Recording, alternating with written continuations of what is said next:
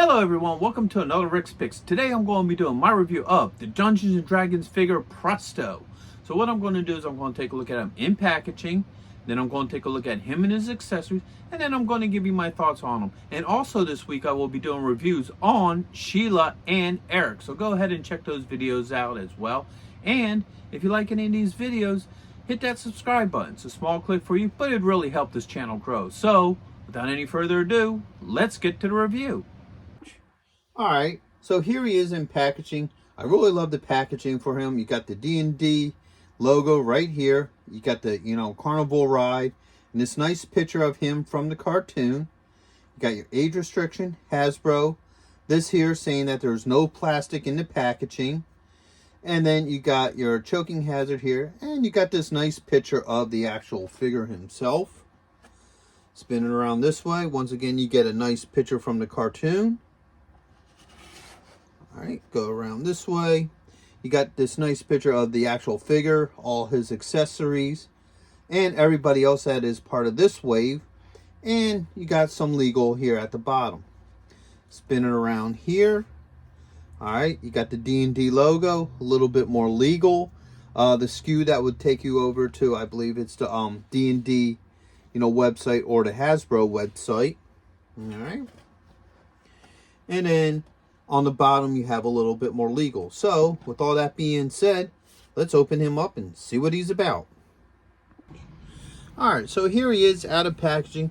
He's a really good figure. He really captures the look of the cartoon and what have you.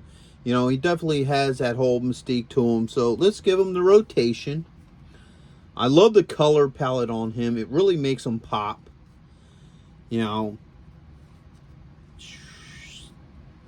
Boom. Okay.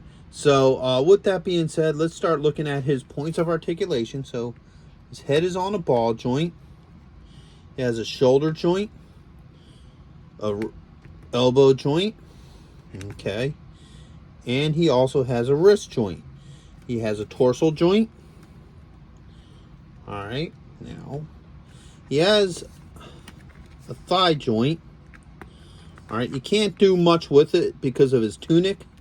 He does have a knee joint. And he also has an ankle joint. So, he does have the leg articulation. But the problem is the way, once again, how this is set up. It's really hard to get any movement out of the legs. Because this will interfere with that. But they are there. So that is a plausible thing if you can actually work it a little bit. I kind of wish they might have made this like a softer plastic or maybe even a cloth so you could get some better movement out of the legs. But that's just a minor issue. Other than that, he's pretty solid. He comes with a couple of accessories. So first off, he comes with what is called a D4. All right. So this is basically considered a 4-sided dice. So, it's really neat, and I said this with the other figures, that they come with these dice. It kind of connects the game with the cartoon. Alright. He has his hat. Okay. He has this sparkling stuff here. He has a swirl of magic. Alright. And he also has a set of hair so you can put the hat on. Now, his class would be considered a wizard class. I mean, that's obvious with this character. But, that's what he would be considered as. So let's see how well some of this works. Now, the hat is meant to sit in his hand here. Alright, it does. All these accessories go into the hat. So, if you look, alright, you got a circle piece. Then you got this smaller piece. It just fits right in here. So it makes it look like magic's coming out of it. And then you can pose them however you want. Alright, so that pops out of there. Alright. Oops. Let's get him back on his stand. Get this back in here. Alright, and then this. More magic here. So it makes it look like you got swirling magic coming out of there. Now, the only issue I would have with this particular one, all right, is that it's very top heavy. So it's going to want to make your figure lean, like you see there. So that's the only issue I have with this particular piece, is that it's a very top heavy piece. So it's going to be hard for you to control. It's going to go where it wants to go. I mean, I'm sure you could probably work with it a little bit to get it how you want it, but for the most part, that's the issue with that. All right, so let's get the hat out of there. Pulled. All right, another thing about this piece here is it's also designed to connect onto his wrist as well. So let's see how well that works. All right, so that goes there. This is, oops, meant to connect into here. All right. So you got this magic here. You got this connecting onto the wrist. All right. So you definitely have to be able to pose him in just the right way to get these two things to kind of work with each other. You know, it's supposed to simulate him doing magic is what it's supposed to be. So as you can see right there, boom. All right, I was able to get it. So it looks like he's working magic. So that's actually kind of neat looking. That's definitely a good, you know, posing piece right there, because it makes it look like he's actually doing like wizardry and what have you.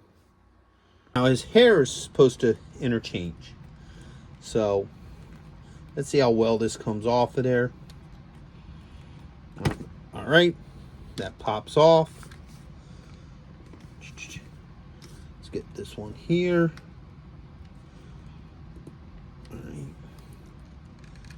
All right, that pops right in there. And presto. All right, so now he has his wizard's cap on his head. So overall, I think he's a really good looking figure. He is definitely a worthwhile piece if you're into the whole Dungeons and Dragons cartoon. And even if you're a fan of the game. You know, once again, I said this with all the other figures. I really think it's cool that they add the dice in with them, because it really gives that connection between the game and the figures. So overall, I would recommend him to go with any of your D&D collections. He's definitely a nice piece. He really pops out with you because of his color scheme. So with that being said, I hope you guys did like this review. If you did, go ahead and hit that thumbs up. And if you haven't subscribed yet, please subscribe. It's a small click for you, but it really helped this channel grow. So into the next one. Late. Hey, are you going to be in the Philadelphia area between September 9th and 10th? If so, check out RetroCon. It's affordable. They have lots of great vendors. There's going to be cosplay competitions, celebrities, and much, much more. So go ahead and check out the link in the description. And also, Samuel J. Jones is going to be there, better known as Flash Gordon. So check it out. Greg Evigan will be there, best known for BJ and the Bear, My Two Dads, and Tech Wars. Voice actress Kathy Garver will be there, the one and only Firestar from Spider-Man and His Amazing Friends.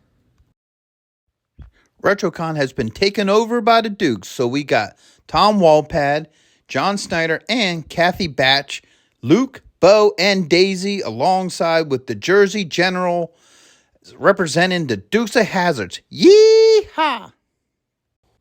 Next on our list, all the way from Cybertron, the hit rock band Cybertronic Spree. And check this out, the rare Hasbro Proton Pack as a raffle prize. Now you can't beat that.